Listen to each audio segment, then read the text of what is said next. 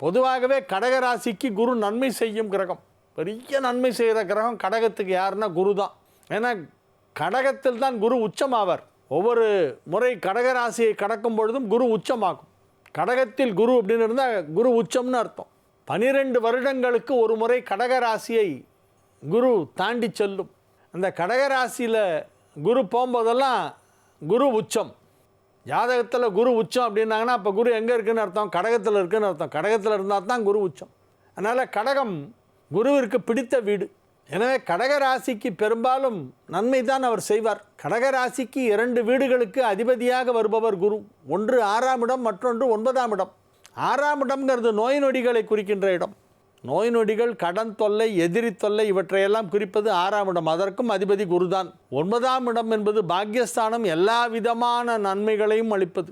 எல்லா விதமான நன்மைகளும் ஒருவருக்கு கிடைக்க வேண்டுமானால் 9ஆம் இடம் வலுப்பெற வேண்டும். அந்த 9 குடையவன் குரு இப்பொழுது 11ஆம் இடத்திற்கு வந்திருக்கிறது என்பதுதான் இந்த பெயர்ச்சி. 9 குடையவன் 11ஆம் இடம் வந்ததால் என்ன பலன்? இப்போ குரு எங்கே வந்திருக்கு அப்படின்னா கடகராசிக்கு 11ஆம் இடம், 11th ஹவுஸ், 11ஆம் இடம். 10ஆம் இடமான மேஷத்திலிருந்து 11ஆம் இடமான ரிஷபத்திற்கு வந்திருக்கிறது. எனவே நன்மை செய்யும், ரொம்ப நன்மை செய்யும், ரொம்ப ரொம்ப நன்மை செய்யும். சாதாரணமாகவே 11ஆம் இடத்திற்கு எந்த கிரகம் வந்தாலும் நன்மை செய்யும். 11ஆம் இடத்துக்கு என்ன ஒரு பெரிய சிறப்பு அப்படின்னா, எந்த கிரகம் 11 இருந்தாலும் நல்லது தான் பண்ணுமா, கெடுதலே பண்ணாது. அப்படி ஒரு விசேஷமான இடம் அந்த 11ஆம் இடம். மிகச் சிறப்பு வாய்ந்த இடம். அந்த 11ஆம் இடத்திற்கு நன்மை செய்யும் கிரகமான குரு வந்திருக்கிறது என்றால் அப்பொழுது நன்மையை அதிகமாக செய்யும் என்பதுதான் அர்த்தம்.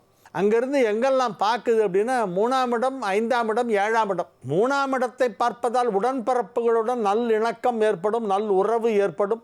அண்ணா தம்பி, அக்கா தங்கச்சி இவங்க கூடலாம் நல்ல ஒரு ரிலேஷன்ஷிப் ஸ்ட்ராங்காக இருக்கும். ஒருத்தருக்கு ஒருத்தர் நல்ல அன்பாக இருப்பாங்க.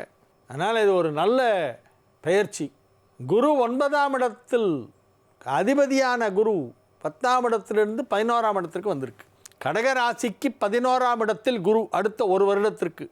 11இல் குரு வந்தால் என்ன செய்யும்? நிறைய பணத்தை கொடுக்கும். பெரிய பெரிய அமௌண்ட்டெல்லாம் பார்ப்பீங்க. வாழ்க்கையில் இது வரைக்கும் பார்த்துராத பெரிய தொகை, பைசா, டப்பு, பெரிய அமௌண்ட்டெல்லாம் பார்ப்பீங்க. You will see big money. Big மணிம்பாங்களே, அது இப்போ தான் என்னன்னு தெரியும் உங்களுக்கு. அதை இப்போ நீங்கள் பார்ப்பீங்க. வாழ்க்கை தரம் உயரும். வாழ்க்கையிலே மிகப்பெரிய வசதிகளை அனுபவிக்க போகும் நேரம் ஆரம்பமாகிவிட்டது. வசதி வாய்ப்புகள் அதிகமாகும். பெரிய வீடு கட்டுவீங்க. சுற்றி வர நிறைய இடம் விட்டு கார்டனுக்கெல்லாம் இடம் வச்சு பெரிய வீடு ஒன்று கட்டுவீங்க. ஒரு பெரிய மைதானத்தில் நடுவில் உங்கள் வீடு இருக்கும். சுற்றி வர புல்தரை, மரம், தோப்பு, பார்க் மாதிரி அழகு பண்ணி வைப்பீங்க. வீட்டை கட்டுவீங்க. பெரிய வீடு கட்டுவீங்க. பெரிய அளவில் வீடு கட்டலாம்.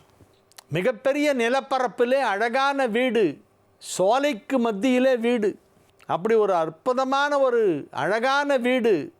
அது ஏதோ உங்களுக்கு சினிமாவுக்கு செட்டு போட்ட மாதிரி இருக்கும் பார்க்குறதுக்கு. உண்மையான வாழ்க்கையில் உண்மையிலே அப்படி ஒரு பங்களா உங்களுக்கு அமையும். அந்த மாதிரி ஒரு பெரிய வளர்ச்சி. நீங்கள் வணங்க வேண்டிய தெய்வம் சுருட்டப்பள்ளி சிவன் கோயிலுக்கு போயிட்டு வாங்க. சுருட்டப்பள்ளி, தமிழ்நாடு ஆந்திரா பார்டர். ஆந்திரா உள்ள நுழைஞ்ச உடனே சுருட்டப்பள்ளின்ற இடம் வரும். அங்கே பள்ளி கொண்ட சிவன். சிவன் சயன கோலத்தில் இருப்பதை அங்கே தான் பார்க்க முடியும்.